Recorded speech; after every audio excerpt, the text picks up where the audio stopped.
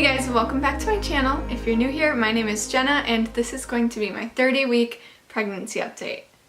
Which, that is so crazy to say. I feel like your whole pregnancy, or at least for mine so far, I was just like thinking I would never get to the 30s. Like when you first find out and you're around 4 to 6 weeks, it feels like the teens. Like you just want to get to the teens and then you just want to get to the 20s. But the 30s is like the home stretch, and now I'm sitting here filming my 30-week update, which is insane.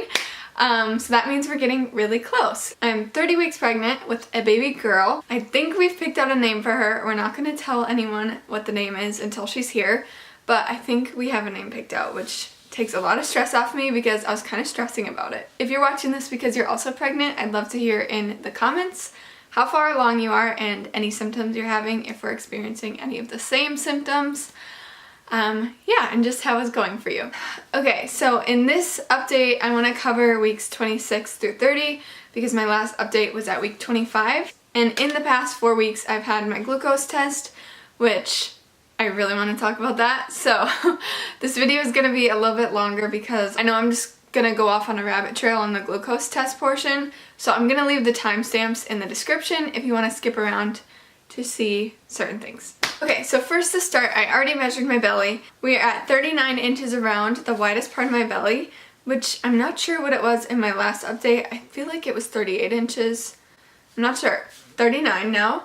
The app I use is the Bump, and it says baby girl is about 15 inches and almost 3 pounds. Okay. Then on to my symptoms. I haven't really had too many new symptoms.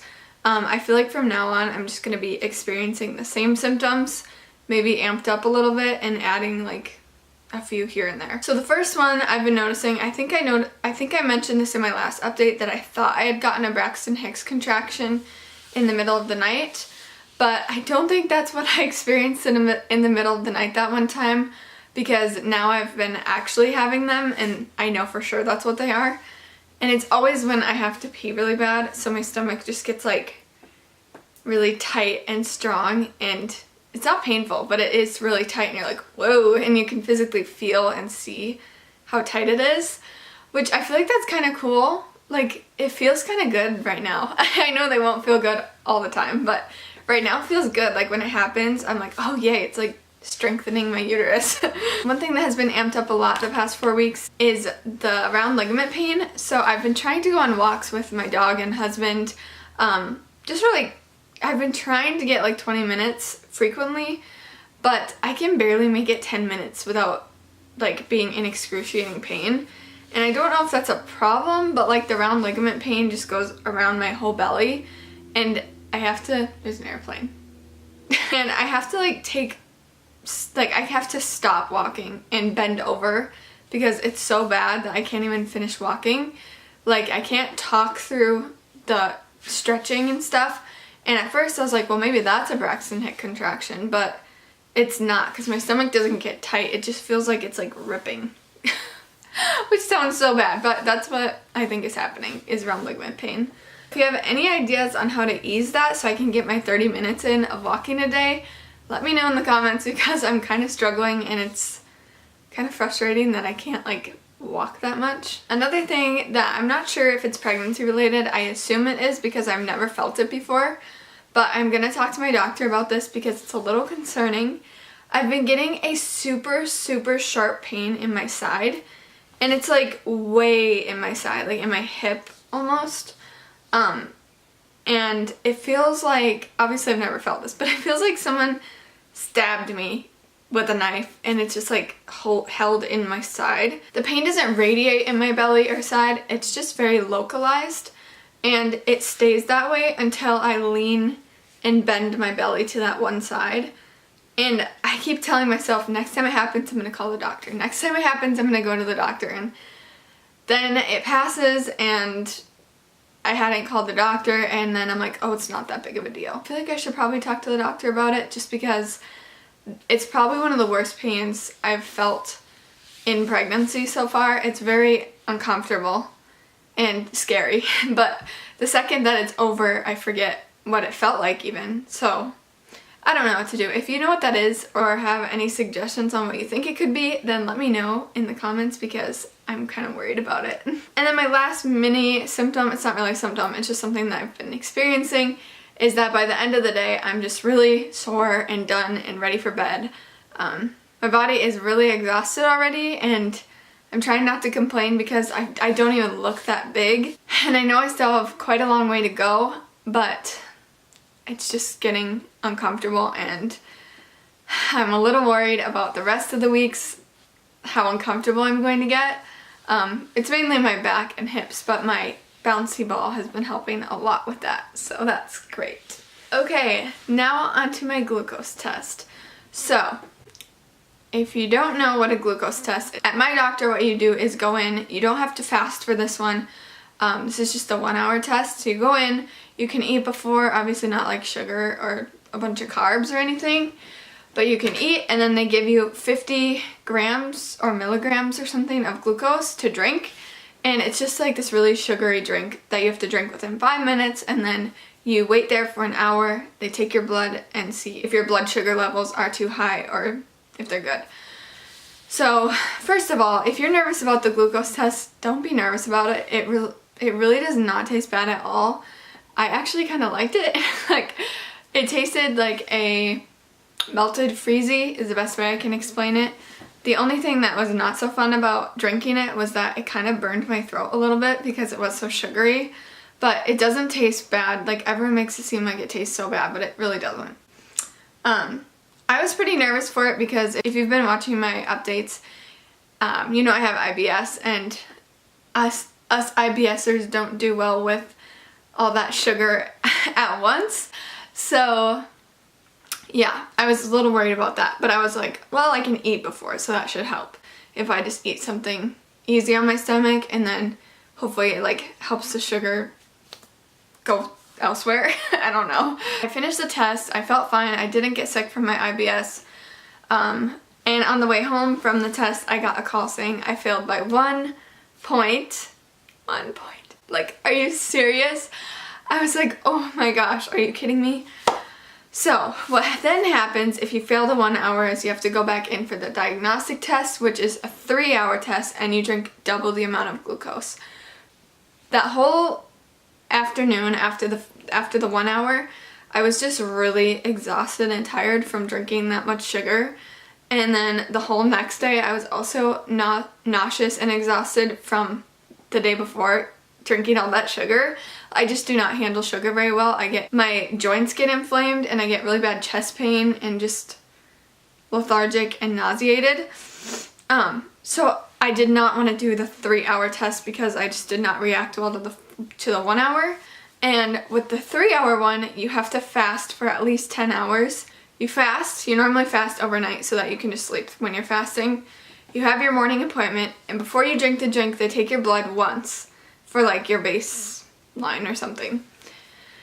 Then you get 10 minutes to drink the glucose drink, and it's double the amount of glucose, and then they wait 1 hour after you drink it, take your blood again, another hour, so that's 2 hours after, they take your blood again, and then the third time, after 3 hours, they take your blood one last time.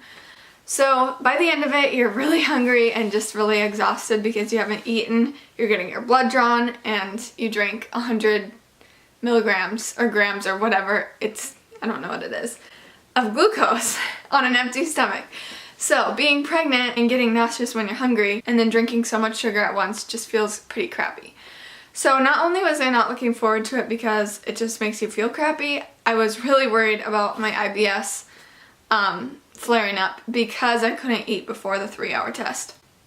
So I tried contacting my doctor, and this was such a long process. With the hospital I go to, you like message the nurses, like the triage nurses, and then not the same nurse gets your message every time you message. So you have like a bunch of different nurses getting your messages. So it just makes communication really difficult. And I was trying to explain to them that I have like a disorder in digestion, and I can get really sick from doing that. I don't want to put my body under stress, and I don't want to put the baby's body under stress. If you have irritable bowel syndrome, you know how terrible flare-ups can be and how wearing and just awful they are. So I was really nervous. I just had a bad feeling about it, like a bad gut feeling, knowing that I couldn't eat and then I'd have to drink way more sugar than I ever would even eat in a full day. Like, I would have to do that in 10 minutes on an empty stomach. It just didn't make sense. And it made me frustrated. And they were not taking me seriously, which I don't blame them because I know they probably get a lot of people who just don't want to do it because they don't want to feel a little gross. But I was trying to explain to them, I was like, I could get really sick from this and I don't feel like that's best for me or the baby. Obviously the baby is my main priority right now, but like, yeah. Anyway, they told me that I would need to be treated as a diabetic for the rest of my pregnancy. I'd have to draw my blood 4 times a day for the rest of my pregnancy, eat like a diabetic, and see a diabetic specialist. So that wouldn't work because I don't have insurance, so I couldn't pay for the equipment to test my blood. I couldn't pay for the visits to go to a diabetic specialist, and it just didn't work. So that was kind of frustrating, and I wanted to talk about how the 3-hour did go because I did end up having to take it, and I was constantly looking for videos on the 3-hour test because I was really nervous. So I wanted to tell you, if you're taking the 3-hour test, what to expect, kind of, or what happened to me. I fasted, went in, they took my blood, and after I drank the drink, I sat there for an hour, and the first hour was, I don't want to complain, but it was brutal. The first hour was definitely the hardest hour. I just felt like I was going to throw it up, and I did not want to throw it up because if you throw it up, you have to go in and do it again. So I was like praying that I would not throw up, but it just made me feel really nauseous. And I was trying to sleep or trying to listen to music or watch TV on my phone, and I just could not. I could not get my mind off of it. I felt very sick, and just like I was getting pain in my bones. Like I said, sugar does that to me. And at about just the hour mark, the lab tech was like, are you okay? And I was like, yeah, why? And she said, well, your face just dropped like 2 shades. And I was like, oh, that's weird. And when someone says that to you, it automatically makes you more dizzy than you already were. And so she was like, when's your next draw? And I told her 10 minutes or whatever. And she said, okay, well, I'm going to take you in the back for 10 minutes so you can lay down. And then we'll take your blood, and then we're going to send you to an exam room so you can lay down for the remainder of the test. So they sent me to an exam room, and even just walking the like 20 feet or whatever that I walked to the exam room to lay down, it helped me feel so much better. Like, it took away so much nausea, and I think it's because I was able to move, because they don't like you to walk during the test. I'm not sure why, but they don't like you to move around or anything. So when I got to the exam room, I felt a little bit better, and then I laid down, and the lab tech again was like, I know it stinks, but I've heard that it gets so much better after the first hour, so just try to hang in there and like just lay down and rest. So I laid down, and after I laid down for a while, I did start to feel way less nauseous, which was super nice. And then after the second blood draw, it was probably half an hour after the second, so 2.5 hours in, I did get an IBS flare-up, and that really stunk because those are not fun. Luckily, I didn't get as bad of stomach cramps as I normally get. Yeah, so I did get sick from the test because I had IBS. I don't believe that if I didn't have IBS, I don't think I would have gotten sick from it. So I was about 2 hours or 2.5 hours into the test, and then by the 3rd hour, oh no, sorry, that was 1.5 hours into the test. So by hour 2, I started to get pretty dizzy and just tired. I don't think I was like pass out dizzy, but just overly tired and exhausted from so much sugar hitting me. Like, it was like the crash, you know, after so much sugar. So we had to walk back to the lab for my 3rd draw because they had to give me a snack before I could go home. But I had to have my mom kind of like help me because I was really dizzy walking there. And then the second I was able to eat something, I felt so much better. So if you're taking the test and you don't have IBS, do not even worry about it. You'll feel kind of crappy, I'm not gonna lie. Like, I'm not gonna sugarcoat it. It does make you feel tired and nauseous, but it's not as bad as everyone makes it seem. I do have IBS, which is why I think I had a bad experience with it. Just because I got sick in the middle of the test, and then I was sick the next day too from the test. So that wasn't fun, but don't worry about it.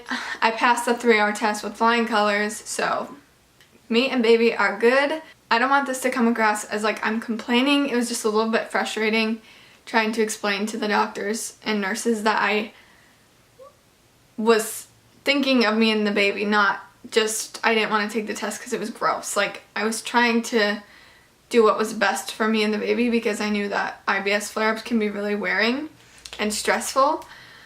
So yeah, I don't want to come across like I was complaining or anything. We are both healthy, no gestational diabetes, so that is all that matters. That's pretty much all I had to say for this update. If you want to stick around for the remainder of my pregnancy and meet our little girl, then feel free to subscribe and follow me on Instagram. That will probably be the first place that knows when we've had her. But yeah, anyway, I hope that you enjoyed this video. Thank you for watching, and maybe I'll see you next time. Bye!